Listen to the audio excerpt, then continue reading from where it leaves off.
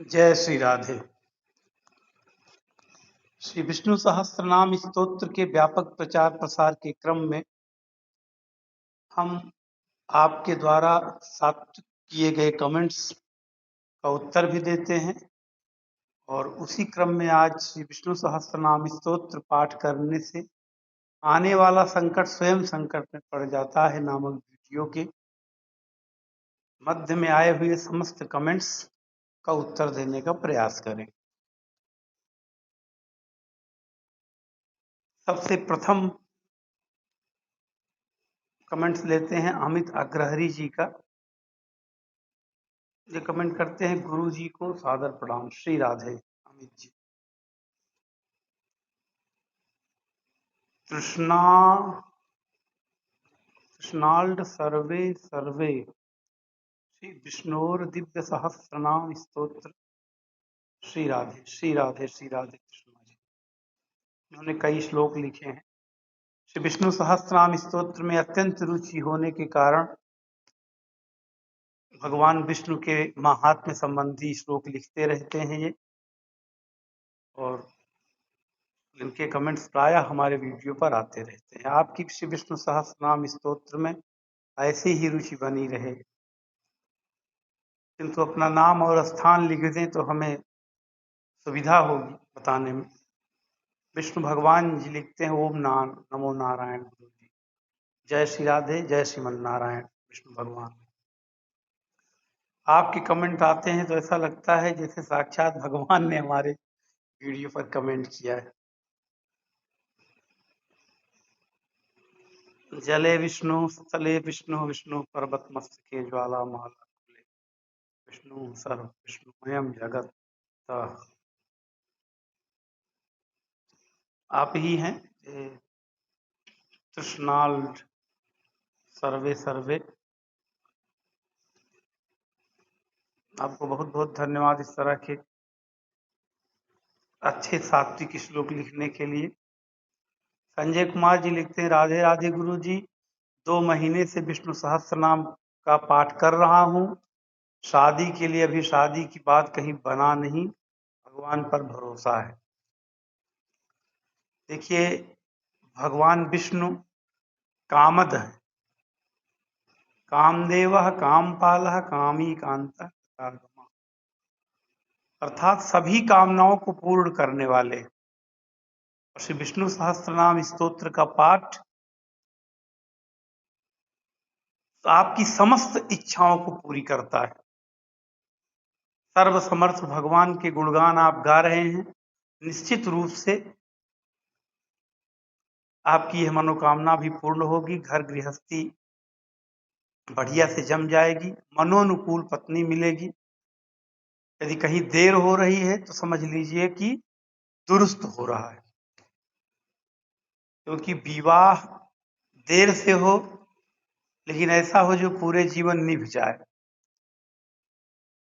कि आज के कलयुग में जो इस समय का समय चल रहा है, ये विवाह दाम्पत्य जीवन पर बहुत बड़ा संकट है।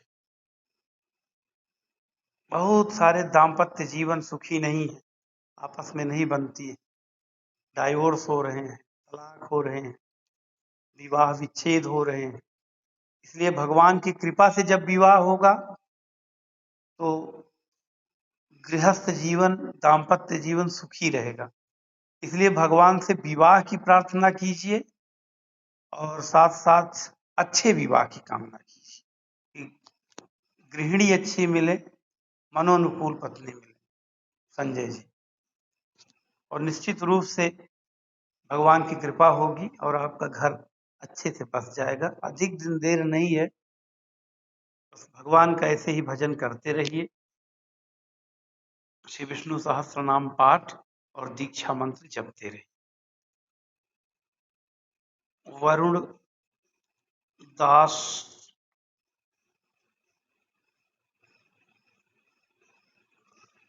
जी, Shri Radhe. Varun ji, Mahadev, your examples legendary.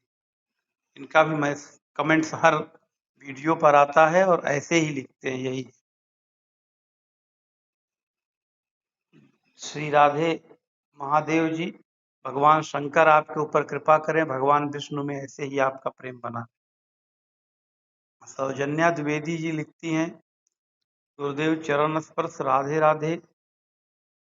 क्या रामानंद संप्रदाय और रामानुज संप्रदाय दोनों श्री संप्रदाय के ही अंग हैं? क्या दोनों एक ही हैं? क्योंकि दोनों विशिष्ट अद्वैतवाद के विचारधारा से हैं। श्री रामानुज श्री संप्रदाय के सन्यासी संत जिनका आश्रम इत्यादि हो, आज के समय जो जीवित हों, उनके बातों में ही मार्गदर्शन करने की कृपा करें। हाँ सौजन्या जी, आपका व्हाट्सएप पर भी यही मैसेज आया था और मैंने उस पर बोलकर आपको जवाब दिया है। रामानंद श्री संप्रदाय के ही दोनों अंग हैं, रामानंद संप्रदाय भी और रामानुज संप्रदाय भी। रामानंद संप्रदाय में भगवान राम का मंत्र मिलता है और रामानुज संप्रदाय में भगवान नारायण का मंत्र मिलता है। दोनों एक ही हैं। दोनों का भी भजन जो हम भजन करते हैं वो चराचर राया भगवान सच्चिदानंद को ही जाता है, किंतु अपने अपने संप्रदाय हैं और अपने अपने संप्रदाय की अपनी विशिष्टता है। हमारे संप्रदाय जिसमें हम लोग दीक्षा देते हैं और जिसमें दीक्षित हुए, वो भी शिव संप्रदाय का रामानुज संप्रदाय है। कई बार हमने वीडियो में भी बताया है।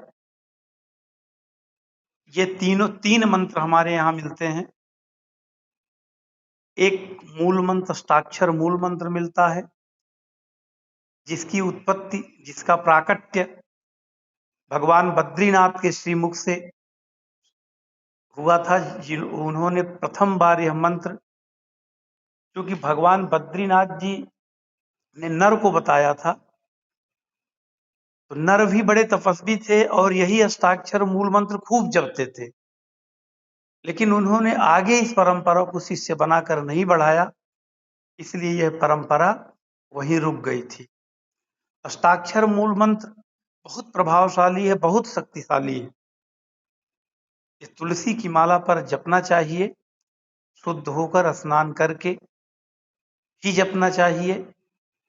विधि विधान से ही जपने का फल है अष्टाक्षर मूल मंत्र। और समस्त समस्याओं को समाप्त करता है, दैहिक दैविक भौतिक तीनों तापों को नष्ट करता है, मनोकांक्षाओं को शीघ्र पूर्ण करता है, समस्त धन वैभव अर्थात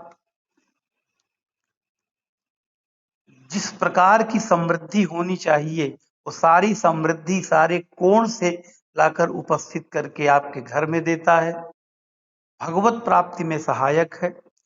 इस अष्टाक्षर मूल मंत्र को प्राप्त करने के साथ ही व्यक्ति वैष्णव बन जाता है और बैकुंठ में सीट पक्की हो जाती है।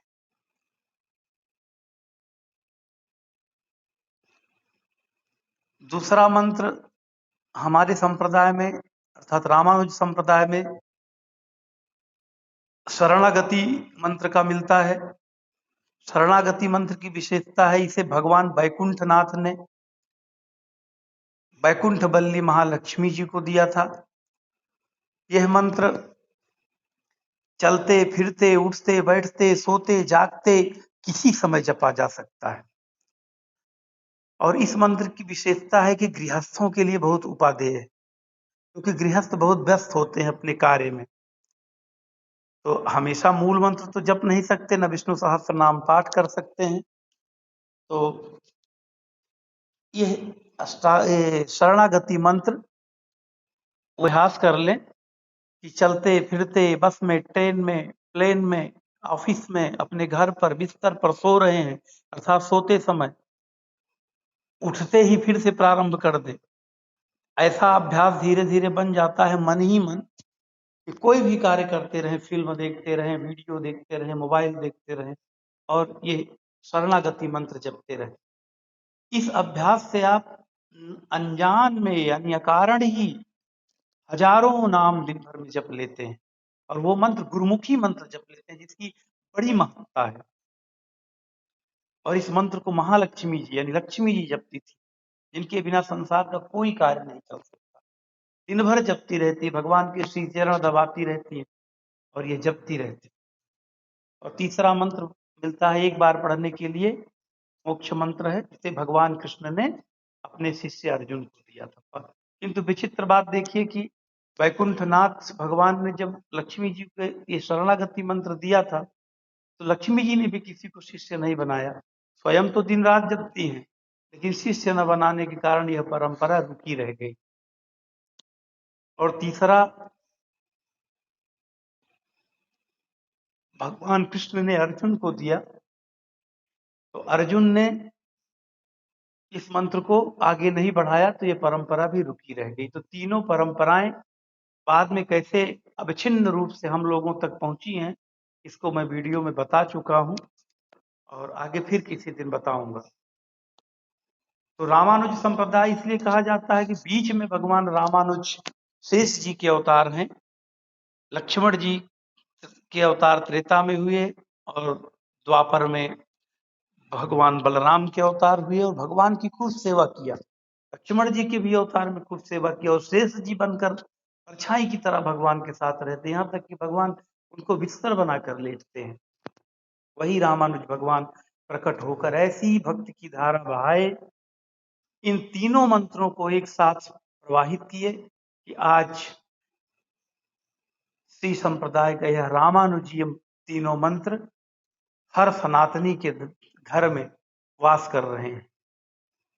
कुंभ में आइए तो रामानुज मार्ग अलग बनता है, दक्षिण भारत में पूरा बोलबाला है और सनई सनई समस्त भारत में इसका प्राकट्य हो रहा है। इन तीन मंत्रों को जपने वाला कभी दुखी नहीं रहता है, भगवान श्री नारायण उसको समस्त सुख प्रदान करते हैं। तो यही है इन मंत्रों के बारे में। और इन मंत्रों को प्राप्त करने के लिए बहुत सहज, बहुत सरलता से आपको यह दीक्षा मिल सकती है, क्योंकि दीक्षा देने के लिए संसार में बहुत बड़ी बड़ी कठिन जटिलताएं प्राप्त हो रही हैं लोगों को, या जिन गुरुओं से ले रहे हैं उनके दर्शन ही दोबारा नहीं हो रहे हैं, उनसे आप बात नहीं कर सकते, कुछ पूछिए तो उनके पास समय ही नहीं, आपके यहाँ आने पर उनका इतना अधिक खर्च है कि आप उन्हें बुला ही नहीं सकते, मंत्र लेने भी जाइए तो जल्दी मिलते ही नहीं है। इन सब दुविधाओं को देखते हुए हम आपको फोन पर ही इन तीनों मंत्रों की दीक्षा देते हैं और बहुत सरल तरीके से देते, कुछ नहीं करना है, बस आपको यदि मंत्र दीक्षा लेनी है तो आप पूर्व संध्या पर, अर्थात कल लेनी है तो आज ही पूर्व संध्या पर व्हाट्सएप पर हमें अपना नाम स्थान मैसेज कर दें। प्रातःकाल शुद्ध होकर स्नान करके एक लोटा जल रखें, उसे कलश बना लें, अर्थात उसमें अक्षत रखें, पुष्प रखें, दीपक जला लें, चंदन आदि लगा लें और हमें ठीक 7 बजे फोन करें। तो प्रत्युत्तर में हम आपको आपके कान में ये दिव्य मंत्र दे देते हैं, बाद में व्हाट्सएप पर लिखकर पूरी जानकारी दे देते हैं विधि विधान की, और आप गुरुमुखी हो जाते हैं, श्री संप्रदाय से दीक्षित हो जाते हैं और खूब मंत्र जपिए, यही हम कहते हैं। विष्णु सहस्त्र नाम भी आपका गुरुमुखी हो जाता है, क्योंकि हमारे जो 1-2 वीडियो हैं उसको हम लिंक के साथ आपके पास भेज देते हैं, तो आप उसको एक बार जब सुन लें तो गुरु के मुख से सुन लिए तो वो भी गुरुमुखी हो गया। तो इस तरह से आपका विष्णु सहस्त्रनाम भी गुरुमुखी हो गया और ये दिव्य तीनों मंत्र प्राप्त करके आप गुरुमुख होकर इन दिव्य मंत्रों को खूब जपें। कितना चमत्कार है और कितना असरदायक है, इसे तो जब जपेंगे तभी अनुभव कर सकते हैं। श्री राधे। तो ये थे सौजन्या द्विवेदी जी, इनको मैंने बताया।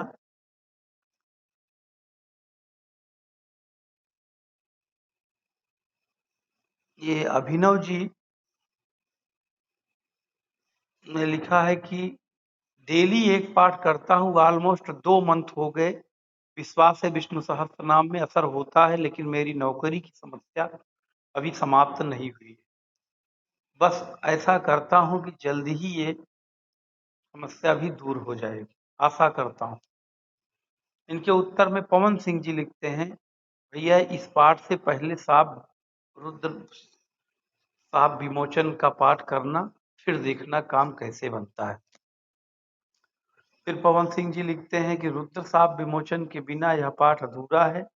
पहले मैंने भी बिना रुद्र साप विमोचन किया था, अब पूरा 1 साल हो गया मुझे पाठ करते हुए। तो किसी ने पूछा है, साईनाथ जी पूछते हैं, भैया आपको फायदा हुआ? देखिए पवन जी, आपने रुद्र साप विमोचन के बारे में बताया, इसके लिए धन्यवाद। किंतु अभिनव जी, मेरा जो अनुभव है विष्णु सहस्त्र नाम पर, क्योंकि मेरा एक ही आराध्य स्तोत्र है श्री विष्णु सहस्त्र नाम स्तोत्र, तो प्रत्यक्ष रूप से मेरे पास बहुत से जुड़े हुए लोग हैं जो प्रेरित होकर श्री विष्णु सहस्त्र नाम पाठ किए। और महाभारत के अनुशासन पर्व का विष्णु सहस्त्र नाम जो हम लोग पढ़ते हैं, ये कहीं से शापित नहीं है और इसमें शाप विमोचन की कोई आवश्यकता नहीं है। फिर भी मन की पूर्ति, होता क्या है, जो हमारा मन होता है वो इतना प्रबल आकांक्षी होता है और इतनी जल्दी परिणाम चाहता है, यदि थोड़ा सा भी देर हुआ तो तरह तरह की आशंकाएं उठने लगती हैं और उसी के परिणाम स्वरूप यूट्यूब पर कुछ पंडित जी बताते भी हैं कि रुद्र साप विमोचन विष्णु सहस्त्र नाम में करिए, उनको देखते हुए लोग करते हैं। तो करिए, मना नहीं है, लेकिन मैं इस बात को दावे के साथ कहता हूं कि बिना रुद्र साप विमोचन के, बिना करन्यास, बिना विनियोग, आप केवल गीता प्रेस की पुस्तक को पढ़िए जो सहस्त्र नाम लिखा है, यस स्मरण मात्रेण से प्रारंभ करके नते यान्ति पराभवम तक। तो केवल पढ़िए, 1 आवृत्ति 2 आवृत्ति जब समय हो पढ़िए। ऐसी कोई समस्या नहीं है जो आपकी भगवान विष्णु सहस्त्र नाम की स्तोत्र से दूर न हो जाए। बहुत फलदायी है और बहुत लोगों से जुड़ा हूँ, बहुत प्रत्यक्ष अप्रत्यक्ष सोशल मीडिया के माध्यम से, और ऐसे लोगों की दशा मैंने ऐसी सुधरती देखी है कि वो स्वयं कल्पना नहीं करते थे कि मेरी ये स्थिति हो जाए। इसलिए बिना किसी शंका के, बिना किसी नकारात्मक सोच के श्री विष्णु सहस्त्र नाम स्तोत्र का पाठ, और यदि दीक्षित हैं तो दीक्षा मंत्र, ये दोनों साधन इतने मजबूत, इतने स्ट्रांग, इतने शक्तिशाली हैं कि इन दोनों साधनों को करने के बाद आपको किसी पूजा पाठ की आवश्यकता नहीं। यदि आप अधिक विष्णु सहस्त्र नाम का पाठ करते हैं, अधिक दीक्षा मंत्र जपते हैं, तो आप चलते फिरते तीर्थ हैं। यही अपनी बात मैं पूर्ण करता हूं, किंतु आप विष्णु सहस्त्र नाम पाठ में कोई नकारात्मक बुद्धि मत लगाइए, केवल गीता प्रेस की पुस्तक लीजिए और खूब पढ़िए बस। श्री राधे।